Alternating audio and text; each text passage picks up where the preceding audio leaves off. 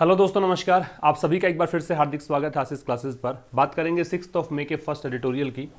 और स्टार्ट करने से पहले बताना चाहूँगा कि 2 एप्लीकेशन फिलहाल हमारे चल रहे हैं। एक आशीष क्लासेस के नाम से है जो न्यू एप्लीकेशन है, जहाँ पर ग्रामर का कोर्स उपलब्ध है, ट्रांसलेशन का बैच उपलब्ध है। Translation Hindi to English translation की बात कर रहा हूँ।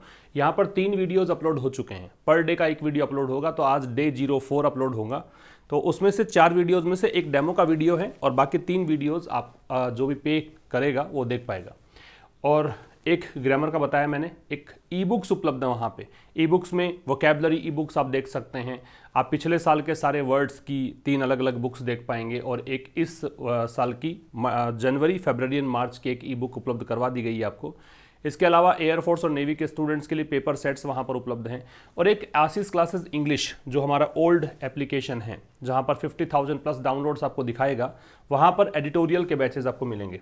ठीक है, इस तरह ये एप्लीकेशन है, इस पे एडिटोरियल के बैचेस मिलेंगे आपको। क्लोज टेस्ट और पैराजंबल का बैच मिलेगा और एसएससी प्रीवियस ईयर पेपर्स भी यहीं पर उपलब्ध करवाए गए हैं। तो डिस्क्रिप्शन में लिंक दिया है न्यू एप्लीकेशन का, वो डाउनलोड कर लें। और जो पुराने वाला एप्लीकेशन डाउनलोड अगर नहीं कर रखा है तो वो तो सीधा आपको, एंड्रॉइड एप्लीकेशन है तो सीधा प्ले स्टोर में जाकर सर्च करेंगे, मिल जाएगा। आज का एडिटोरियल है अगेंस्ट एक्सेस। तो ये महाराष्ट्र गवर्नमेंट के बारे में, और सुप्रीम कोर्ट ने एक निर्णय दिया है कि भी मराठा कम्युनिटी को रिजर्वेशन जो है, सेपरेट रिजर्वेशन की डिमांड है, वो यहाँ पे पूरी नहीं की जाएगी। इसको लेकर ये आर्टिकल लिखा गया है। तो इसीलिए कहा गया अगेंस्ट एक्सेस। एक्सेस का मतलब अधिकता होती है और अगेंस्ट का मतलब के खिलाफ, के विरुद्ध होता है। तो अगेंस्ट जो है वो एक प्रेपोजिशन है, एक्सेस है ये अधिकता को बोलते हैं। तो अगेंस्ट एक्सेस का मतलब हो गया अधिकता के खिलाफ। ठीक है, अगेंस्ट एक्सेस से मतलब हो गया अधिकता के खिलाफ। आगे देखिए, in striking down, strike down note करना। स्ट्राइक डाउन का मतलब होता है नलीफाई, या फिर आप कह सकते हो कैंसिल। इन प्रेपोजिशन है तो आईएनजी लग गया। तो स्ट्राइक डाउन करने में मतलब नलीफाई करने में, कैंसिल करने में क्या, the separate reservation, the determiner है, सेपरेट एडजेक्टिव है, रिजर्वेशन नाउन है। Given to Maharashtra Maratha community, जो किसको दिया गया है, महाराष्ट्र के मराठा कम्युनिटी के लिए। ठीक है, तो इस चीज को निरस्त करते हुए, इस चीज को कैंसिल करते हुए, इस चीज को नलीफाई करते हुए, किस चीज को, कि एक अलग से रिजर्वेशन दिया जाए महाराष्ट्र की मराठा कम्युनिटी को, द सुप्रीम कोर्ट हैज अंडरस्कोर्ड। तो ऐसा करके सुप्रीम कोर्ट ने, सुप्रीम कोर्ट सब्जेक्ट हो गया, इससे पहले द लगेगा हमेशा। इसने क्या किया है, हैज अंडरस्कोर्ड। अंडरस्कोर का मतलब होता है एम्फेसाइज करना या रेखांकित करना, अंडरलाइन करना। अंडरस्कोर एक कीबोर्ड आप देखते हो, कंप्यूटर कीबोर्ड, वहाँ पे एक अंडरस्कोर एक आपको साइन नजर आएगा। तो वैसे ही है कि अंडरलाइन अगर कोई चीज़ को करते हो आप, तो वो आप उस चीज़ पर जोर डालते हो, उस चीज़ को आप अलग से हाईलाइट करना चाहते हो, तो ये इसका मतलब होता है। तो अंडरस्कोर का मतलब एम्फेसाइज भी हो सकता है और अंडरलाइन भी हो सकता है। तो सुप्रीम कोर्ट ने ऐसा करके क्या किया है, यहाँ पे इंपॉर्टेंस को हाईलाइट किया है, इंपॉर्टेंस पर जोर दिया है। इंपॉर्टेंस किस चीज़ की, ऑफ एडहेरिंग टू। एडहेर टू ये आईएनजी इसलिए आ रहा है क्योंकि ऑफ लगा हुआ है। और एडहेर टू का मतलब क्या होता है वो नोट कर लो। एडहेर टू का मतलब होता है स्टिक टू, पालन करना, या फिर आप इसे कह सकते हो कंप्लाई विद। स्टिक टू या कंप्लाई विद, पालन करना। ये स्पेस डाल देना इसमें, कंप्लाई और विद में, कंप्लाई विद। ठीक है, तो यहाँ पे इस इंपॉर्टेंस पर जोर दिया है कि भाई यहाँ पे पालन करना चाहिए किस चीज़ का, 50% लिमिट का ऑन टोटल रिजर्वेशन, कि कुल रिजर्वेशन पे एक लिमिट है, 50% ही हम दे सकते हैं रिजर्वेशन। इस चीज़ को एडहेयर करने की इंपॉर्टेंस पर जोर दिया है। एज वेल एज, साथ ही यहाँ पे ये भी बताया है द नीड, की आवश्यकता है, टू जस्टिफाई एनी एक्सेस, कि आप किसी भी एक्सेस की अगर डिमांड करते हो, किसी सेपरेट रिजर्वेशन की बात करते हो, जो एक तय की गई है सीमा, उससे अधिक अगर आपको रिजर्वेशन चाहिए, तो वो जस्टिफाई करने की आवश्यकता है। जस्टिफाई का मतलब है कि आप उस चीज़ को सेंसिबल बनाओ, उस चीज़ को बताओ कि भाई ये ज़रूरी है, बाई शोइंग। और कैसे कर सकते हो, by showing the existence of exceptional circumstances. By showing, show करके, क्या शो करके, the existence of exceptional circumstances. Existence का मतलब हो गया अस्तित्व में होना, एक्सेप्शनल का मतलब अपवाद स्वरूप, सर्कमस्टेंसेस का मतलब परिस्थितियां। तो आपको यहाँ पे ये दिखाना पड़ेगा कि कोई असामान्य सी परिस्थितियां हैं और उसके कारण हमें एक्स्ट्रा ये एक कोटा चाहिए है, अदरवाइज ये पॉसिबल नहीं होगा। ठीक है, यहाँ तक की अगर बात करें तो ये कह रहा है कि सेपरेट रिजर्वेशन दिया जाए महाराष्ट्र की मराठा कम्युनिटी को। इस चीज़ को स्ट्राइक डाउन करते हुए, इस चीज़ को यहाँ पे कैंसिल करते हुए सुप्रीम कोर्ट ने इस महत्व पर जोर दिया है कि यहाँ पे 50% की जो लिमिट है टोटल रिजर्वेशन को लेकर उसका पालन करने की जरूरत है। और साथ में ये भी कहा है कि आवश्यकता इस बात की भी है कि किसी भी एक्सेस की अगर आप डिमांड करते हो तो उसको आप जस्टिफाई करो। और कैसे जस्टिफाई कर सकते हो? एक्सेप्शनल सर्कमस्टेंसेज के एग्जिस्टेंस को दर्शाकर कि वर्तमान में स्थितियां कुछ ऐसी है कि असामान्य कंडीशंस में आपको आरक्षण की डिमांड आप कर सकते हो, वरना आप ऐसी डिमांड नहीं कर सकते।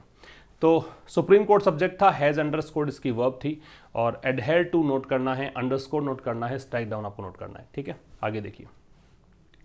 इन अ डिसीजन, एक निर्णय में, इन प्रेपोजिशन हो गया, ए डिटर्मिनर है, डिसीजन नाउन है, that will be quite unpalatable. Unpalatable का मतलब नोट करो, अनपैलेटेबल से मतलब होता है अनप्लीजेंट। अनप्लीजेंट कह सकते हो, या फिर आप इसे कह सकते हो बिटर, या फिर अनटेस्टफुल, डिसटेस्टफुल कह सकते हो। डिसटेस्टफुल जगह नहीं है, लिख लेना आप।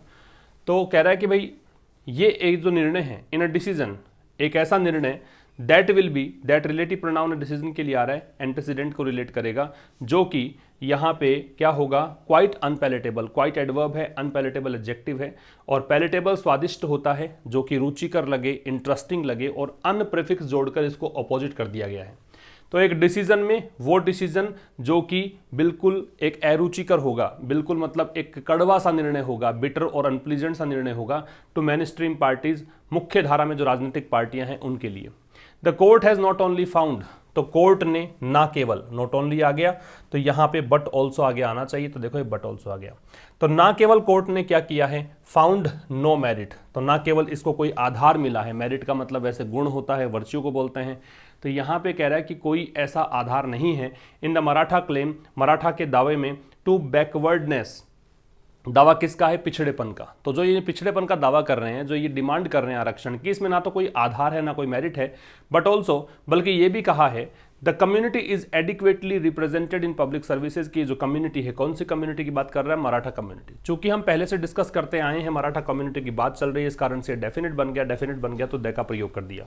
तो इसने ये भी कहा कि कम्युनिटी जो है वो पर्याप्त रूप से रिप्रेजेंटेड है, मतलब इसका प्रतिनिधित्व है, पर्याप्त प्रतिनिधित्व प्राप्त है इस कम्युनिटी को इन पब्लिक सर्विसेज, लोक सेवाओं, मतलब लोक सेवाओं में इनके लोग, मराठा कम्युनिटी के लोग जॉब कर रहे हैं, इसका मतलब इनको एडिक्वेट तरीके से रिप्रेजेंटेशन मिला हुआ है।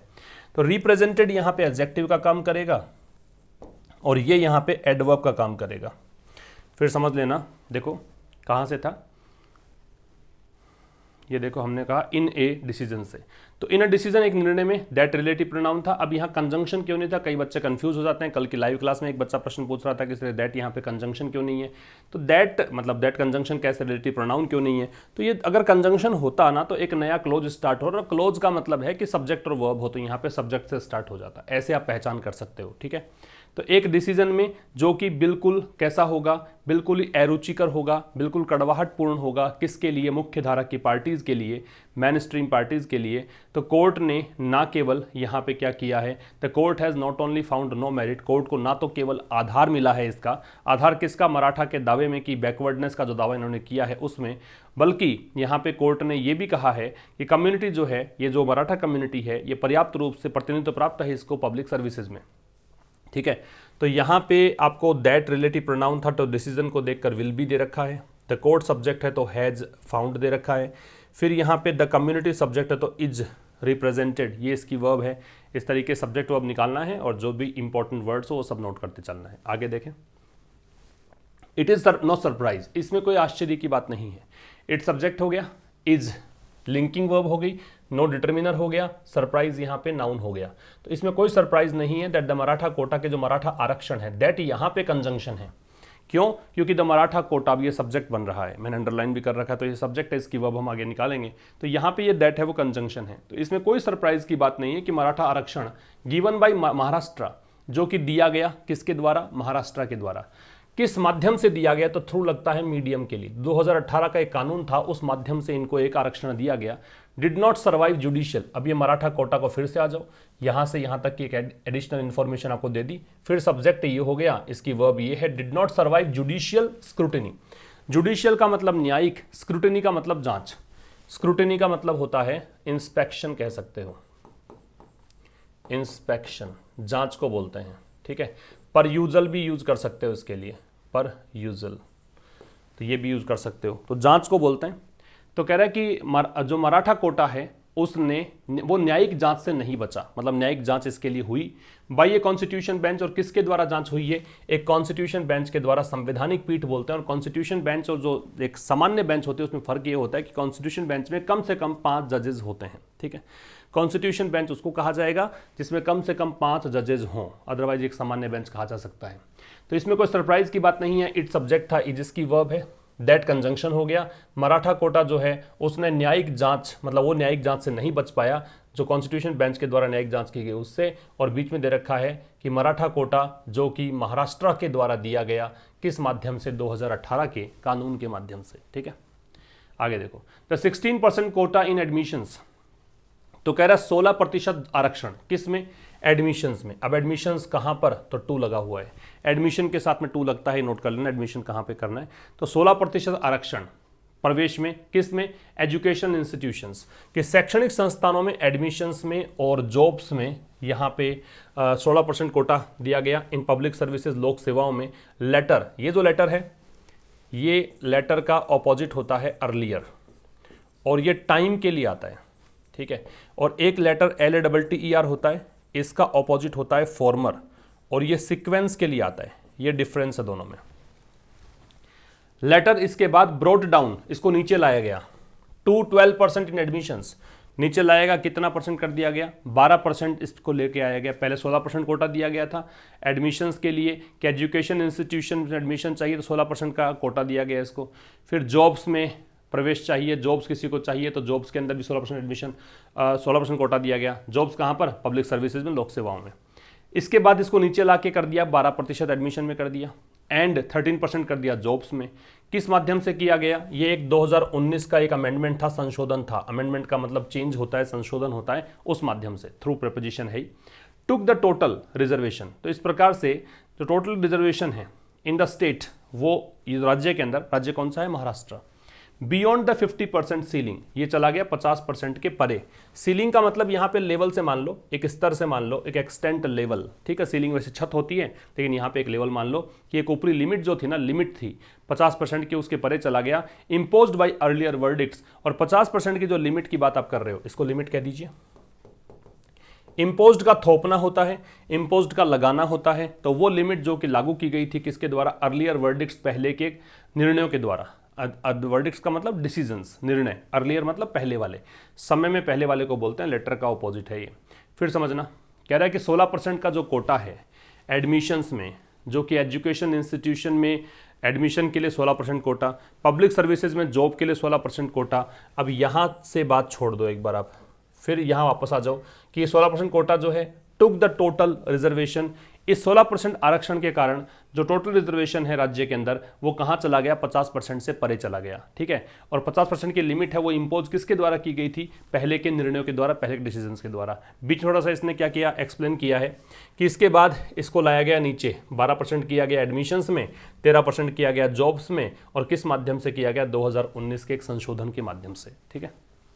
आगे देखिए, द 5 जज बेंच, 5 जजेस की जो बेंच है। अब यहाँ पे 5 जजेस क्यों नहीं हो सकता? क्योंकि 5 है वो नंबर है, ये नाउन है और ये नाउन है। अब एक नाउन से पहले एक और नाउन आप लगाते हो तो उसे कहते हैं नाउन मॉडिफायर, और नाउन मॉडिफायर जो होता है वो इक्वल होता है एडजेक्टिव के, और एडजेक्टिव का प्लूरल नहीं बनता है, इस कारण से हम इसको प्लूरल में कन्वर्ट नहीं करते हैं, याद रखना। द 5 जज बेंच, 5 जज की जो बेंच है, हैज़ हेल्ड, इसने ये पाया है। हेल्ड ये जो है थर्ड फॉर्म है होल्ड की, होल्ड होती है फर्स्ट फॉर्म, फिर इसकी सेकेंड फॉर्म बनती है हेल्ड, और थर्ड फॉर्म बनती है हेल्ड। इसके बहुत सारे मीनिंग होते हैं, आयोजित करना भी होता है होने को, और रखना भी होता है, लेकिन यहाँ पे जो इसका मतलब है होल्ड का, वो क्या है? इसका मतलब है थिंक, कंसीडर, बिलीव, फील, ये सब मतलब है इसके। आप इसको थिंक कह सकते हो, या कंसीडर कह सकते हो, या फील कह सकते हो, ठीक है। ये सब इसके मतलब है कि 5 जज की बेंच ने ये पाया, या फाउंड कह सकते हो, ठीक है। That the state has not, क्या पाया? या क्या लगा इसको ये लगा कि that the state has not shown any exceptional circumstance, कि द स्टेट, अब ये द लग रहा है स्टेट से पहले, इसका मतलब हमने पहले कुछ देख लिया इस स्टेट के बारे में। ये डेफिनेट क्यों हुआ? क्योंकि इसका एनाफोरिक रेफरेंस मिल रहा है, पहले हम इसको डिस्कस कर चुके हैं, स्टेट को महाराष्ट्र की बात कर रहा है, इसका मतलब ये डेफिनेट है, इसलिए द का प्रयोग है कि जो महाराष्ट्र है हैज नॉट शोन, इसने नहीं दिखाया है, कोई भी अपवाद स्वरूप स्थिति नहीं दिखाई है, कोई भी असामान्य स्थिति नहीं दिखाई है, एक्सेप्शनल अपवाद स्वरूप सर्कमस्टेंस का स्थिति। तो जस्टिफाई करने के लिए क्या? Exceeding the limit. Exceeding the limit का मतलब लिमिट को एक्सीड करें, कि भाई आपको एक लिमिट दे रखी है आरक्षण की, उसको एक्सीड करने के लिए इसने कहा कि कोई आप एक्सेप्शनल सर्कमस्टेंस दिखाओ, लेकिन महाराष्ट्र ने कोई ऐसी कंडीशन बताई नहीं। ठीक है, तो 5 जज की बेंच ने यह पाया कि स्टेट जो है उसने कोई भी अपवाद स्वरूप स्थिति को नहीं दिखाया है। किस लिए? ये जस्टिफाई करने के लिए, ये बात उचित ठहराने के लिए कि भी लिमिट को एक्सीड किया जाना चाहिए, इस लिमिट को बढ़ा देना चाहिए। अब यहाँ पे 5 जज बेंच, द डिटर्मिनर है, 5 है वो एडजेक्टिव है, ये आपका नाउन और ये नाउन, हालांकि ये भी एडजेक्टिव का काम करेगा। हैज हेल्पिंग वर्ब है, हेल्ड मैन वर्ब है, दैट कंजंक्शन है। फिर देखो कंजंक्शन क्यों है? क्योंकि आगे सब्जेक्ट दे रखा है। द स्टेट में द डिटर्मिनर है, स्टेट नाउन है, हैज हेल्पिंग वर्ब है, नोट एडवर्ब ऑफ निगेशन है, शोन मैन वर्ब है, एनी डिटर्मिनर है, एक्सेप्शनल एडजेक्टिव है, सर्कमस्टेंस नाउन है, टू जस्टिफाई इन्फिनिटिव है, एक्सीडिंग यहाँ पे हो गया क्या? To justify exceeding the limit. तो ये एक्सीडिंग जो बनेगा नाउन का काम करेगा, द लिमिट द डिटर्मिनर, और लिमिट है यहाँ पे नाउन है। ठीक है, अब आगे देखो, the Bombay high court had upheld, Bombay high court ने अपहेल्ड किया। ये अपहोल्ड की थर्ड फॉर्म है। अपहोल्ड का मतलब है कोई चीज़ को सपोर्ट करना। ठीक है, तो यहाँ पे सपोर्ट करने को एंडोर्स करने को बोलेंगे, सपोर्ट करना या एंडोर्स करना।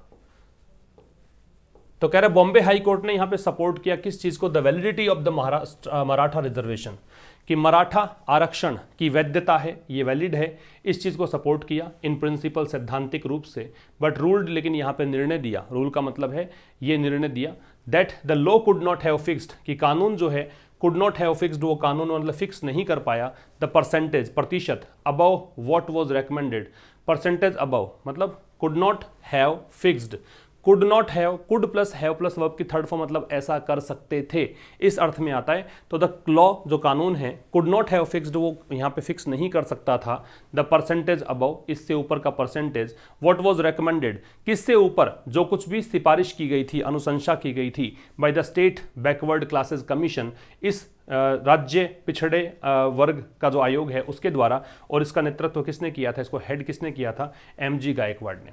फिर समझो, बॉम्बे हाई कोर्ट सब्जेक्ट था, तो इसमें हेड और अपहेल्ड है, ये हेड हेल्पिंग वर्ब है, अपहेल्ड यहाँ पे मैन वर्ब है। तो बॉम्बे हाई कोर्ट ने यहाँ पे सपोर्ट किया था किसको? द वैलिडिटी, द डिटर्मिनर है, ये नाउन है, वैधता को, वैधता किसकी? मराठा रिजर्वेशन की। कहाँ पर? सैद्धांतिक रूप में। लेकिन यहाँ पे निर्णय दिया, रूल का मतलब है डिसीजन दिया, वर्डिक्ट दिया, क्या? दैट कंजंक्शन हो गया कि कानून जो है कुड नॉट हैव फिक्स्ड, जिस लॉ की बात कर रहा है, जिसके अकॉर्डिंग यहाँ पे ये जो डिसाइड किया गया था ये आरक्षण है, वो लॉ जो है वो यहाँ फिक्स नहीं कर सकता था परसेंटेज को, ज़्यादा परसेंटेज को, वो परसेंटेज जो कि इस आयोग ने यहाँ पे तय कर रखा था, सिफारिश कर रखी थी, उससे ऊपर परसेंटेज को फिक्स नहीं कर सकता था। ये इसका ट्रांसलेशन है। ठीक है, तो बॉम्बे हाई कोर्ट का सब्जेक्ट हो गया हेड अपहेल्ड, फिर द लॉ का सब्जेक्ट हो गया कुड नॉट हैव फिक्स्ड, फिर व्हाट का वर्ब हो गई यहाँ पे was. The court has now set aside, set aside का मतलब है इग्नोर करना, सेट असाइड से मतलब है इग्नोर करना, उपेक्षा करना। ठीक है, तो कोर्ट ने अब दिस रूलिंग, इस निर्णय की उपेक्षा की है, इसको इग्नोर किया है। ये जो का निर्णय दिया हाई कोर्ट ने, रिजेक्टिंग, नकारते हुए, प्रेजेंट पार्टिसिपल है, जब दो काम साथ में हो और उनमें से एक काम बताए कि ऐसा होते हुए, तो उसे प्रेजेंट पार्टिसिपल ING फॉर्म में रखेंगे। तो कोर्ट ने अब इस रूलिंग को, इस निर्णय को नकार दिया है, रिजेक्ट करते हुए क्या? The HC's reasoning, high court के तर्क को, रीजनिंग का मतलब logic, that the denial of backward class, की जो डिनाइल है बैकवर्ड क्लास का, बैकवर्ड क्लास स्टेटस, कि आप पिछड़े वर्ग का एक स्टेटस जोड़ना चाहते हो मराठास के साथ में, तो इसका जो मनाही है, हैड पुश्ड देम, इस चीज ने इनको पुश कर दिया, धकेल दिया, deeper into social and educational backwardness, किस तरफ धकेल दिया? बहुत ज़्यादा गहरा सामाजिक और शैक्षणिक पिछड़ेपन में धकेल दिया। ठीक है, एंड दैट, और ये कि दिस कॉन्स्टिट्यूटेड, इसने फ्रेम किया, कॉन्स्टिट्यूट मतलब मिलकर बनाना, कॉन्स्टिट्यूट का मतलब है क्रिएट करना, मिलकर बनाना, अ स्पेशल सर्कमस्टेंस, इसने एक विशेष परिस्थिति बनाई, इन सपोर्ट, किसके सपोर्ट में? ऑफ देयर क्लेम, उनके दावे में, दावा क्या था इनका? कि इनको सेपरेट रिजर्वेशन चाहिए, इनको अलग एक रिजर्वेशन चाहिए।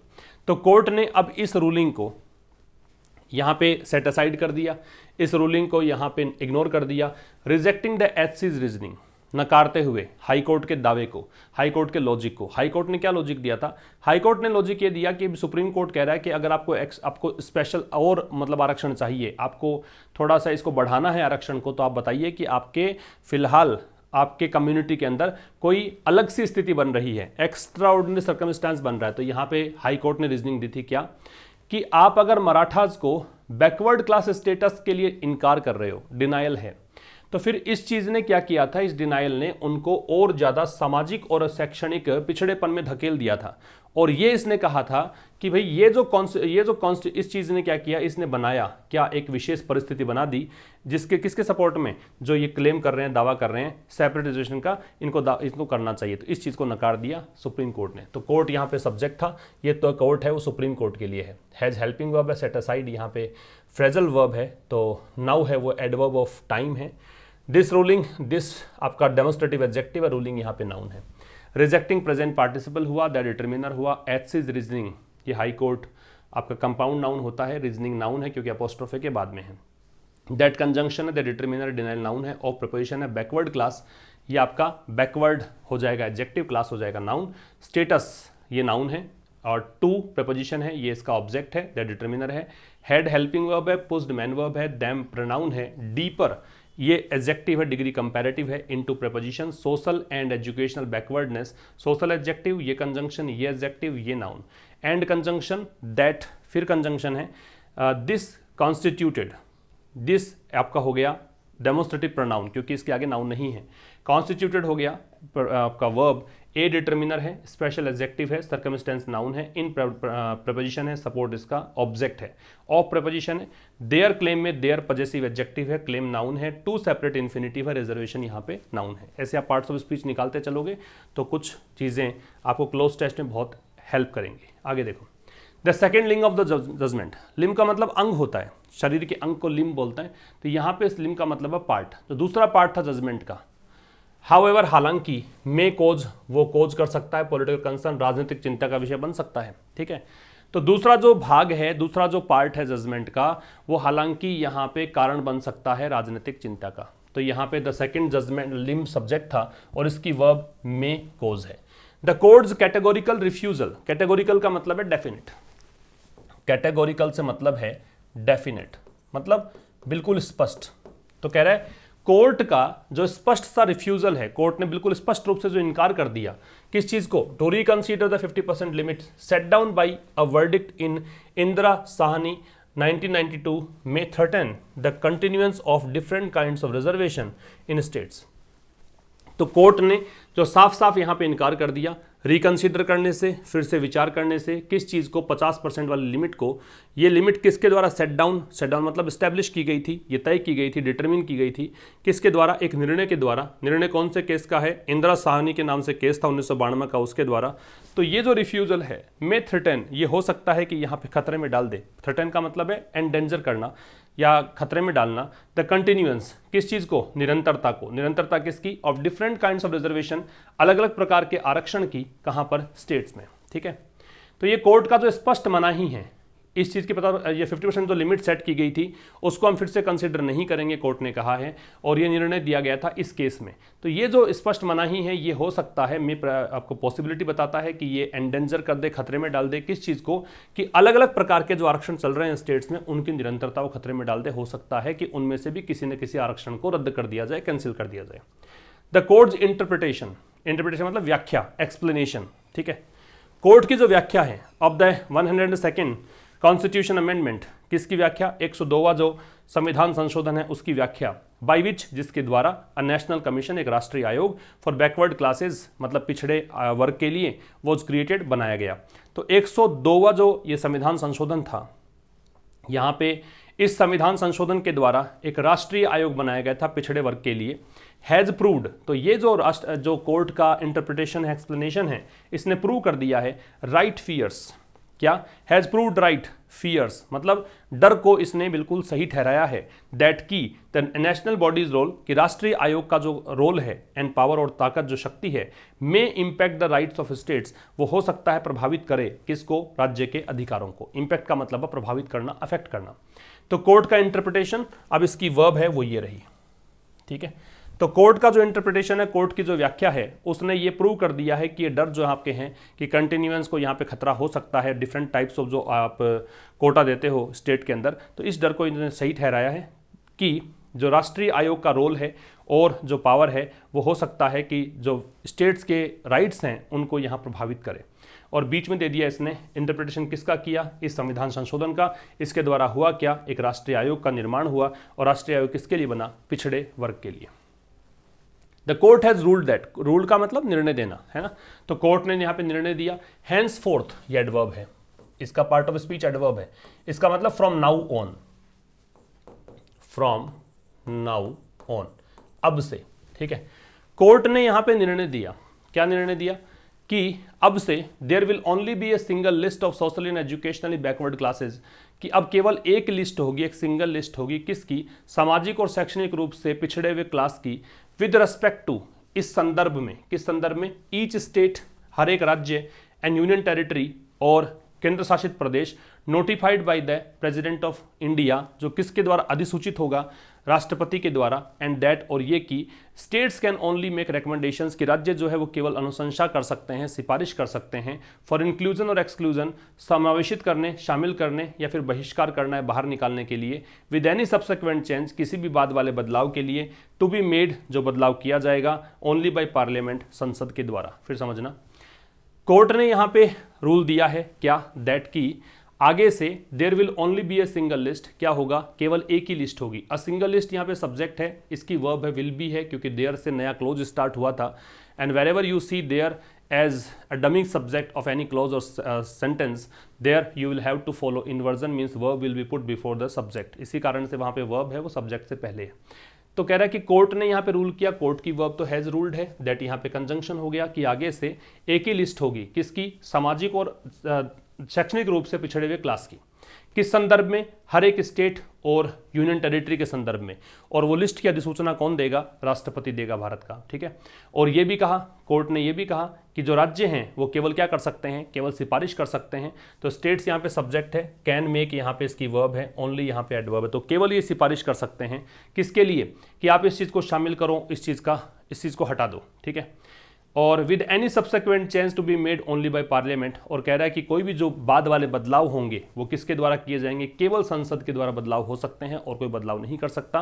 पार्लियामेंट से पहले कोई भी आर्टिकल नहीं आता है, याद रखना, विशेष बात है, पार्लियामेंट से पहले कोई भी आर्टिकल नहीं आएगा। सेवरल एमपीज, सेवरल डिटर्मिनर है, और सेवरल के साथ में नाउन है, प्लूरल लगती है, तो अनेकों सांसद, एमपीज मतलब मेंबर ऑफ पार्लियामेंट्स, तो अनेकों सांसद हैड आर्ग्यूड, इन्होंने तर्क दिया था, दैट द अमेंडमेंट वुड डिनूड, डिनूड का मतलब क्या है, डिनूड का मतलब है डेप्राइव, डिप्राइव, वंचित करना। तो कह रहा है कि भाई अनेकों एमपीज ने ये आर्ग्यू किया था, ये तर्क दिया था कि द अमेंडमेंट के जो संशोधन है इससे क्या होगा, ये वुड डिनूड करा, वुड इसलिए किया है क्योंकि यहाँ पे देखो आर्ग्यूड सेकंड फॉर्म दे रखी कंजंक्शन से पहले, तो आगे के पार्ट को नरेशन जब आप पढ़ते हो, डायरेक्ट से इनडायरेक्ट स्पीच आप बनाना सीखते हो, तो वहाँ पे चीज़ सिखाई जाती है कि कंजंक्शन से पहले अगर सेकंड फॉर्म दे रखा है मैन क्लोज में, तो सबऑर्डिनेट क्लोज में भी आप पूरी चीज़ें पास्ट में लेकर जाओ, ठीक है। तो अमेंडमेंट जो है वो यहाँ वंचित कर देगा स्टेट्स ऑफ देयर पावर, राज्यों को किस चीज़ से वंचित कर देगा, डिनूड के साथ में ऑफ लग रखा है, उनकी ताकत से, उनकी शक्ति से, ठीक है। तो ये जो संशोधन है उससे क्या होगा, राज्यों के हाथों से शक्तियां छिन जाएंगी, but the centre had assured, लेकिन केंद्र सरकार ने उनको आश्वस्त किया, किन को आश्वस्त किया, देम मतलब स्टेट्स के लिए आ रहा है, अश्योर्ड का आश्वस्त करना, दैट की कंजंक्शन है, इट वाज नॉट सो, कि ऐसा नहीं है, केंद्र सरकार ने कहा कि ऐसा नहीं है, यहाँ पे आपकी शक्तियां नहीं छीनी जाएंगी। The court has now ruled, अब कोर्ट ने क्या किया है, कोर्ट ने अब रूल किया है, रूल दिया है मतलब निर्णय दिया है। द पार्लियामेंट्स इंटेंट, कि संसद का जो इरादा है, वॉज, वो ये था, टू क्रिएट अ स्कीम, कि एक ऐसी योजना बनाई जाए, टू आइडेंटिफाई ऐसी बीसीज, ऐसे भी सेट, ये हो गया socially and economically backward class, ठीक है। तो इसको आइडेंटिफाई करने की योजना बनाई जाए इन द सेम मैनर, ठीक उसी तरीके से जैसे आपने एससीज और STs, scheduled caste and scheduled tribes को आपने आइडेंटिफाई किया, वैसे ही इनको आइडेंटिफाई करने की भी एक स्कीम बनाई जाए। तो कोर्ट ने has now ruled, has helping verb है, रूल्ड मैन वर्ब है, नाउ एडवर्ब ऑफ टाइम है, कोर्ट सब्जेक्ट हो गया इसका, ये इसकी वर्ब हो गई, दैट कंजंक्शन हो गया। पार्लियामेंट का जो इरादा है, पार्लियामेंट यहाँ पे हो गया सब्जेक्ट, मतलब सॉरी पार्लियामेंट इंटेंट पूरा सब्जेक्ट है, पार्लियामेंट नाउन है, अपोस्ट्रोफी लगा रखा है तो जीनिटिव केस है, इंटेंट भी यहाँ पे नाउन है।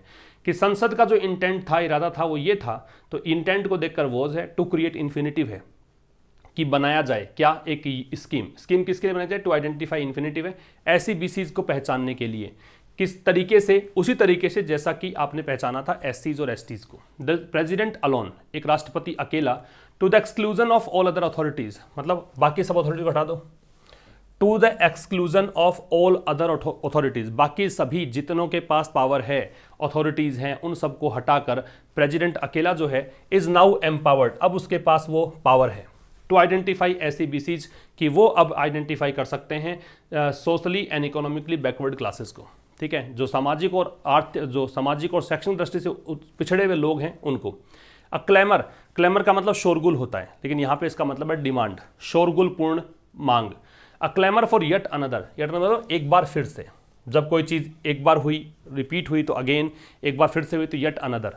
तो कह रहा है जो शोरगुल है, जो डिमांड है किसकी, for yet another constitutional amendment, की एक और संवैधानिक संशोधन हो, किस लिए, टू अंडू द इफेक्ट, कि जो ये इस संविधान संशोधन के कारण जो कुछ भी अस्तित्व में आया था उसको अंडू कर दो, उसको अनकिया कर दो, वापस से वैसे ही लेकर जैसे कि था।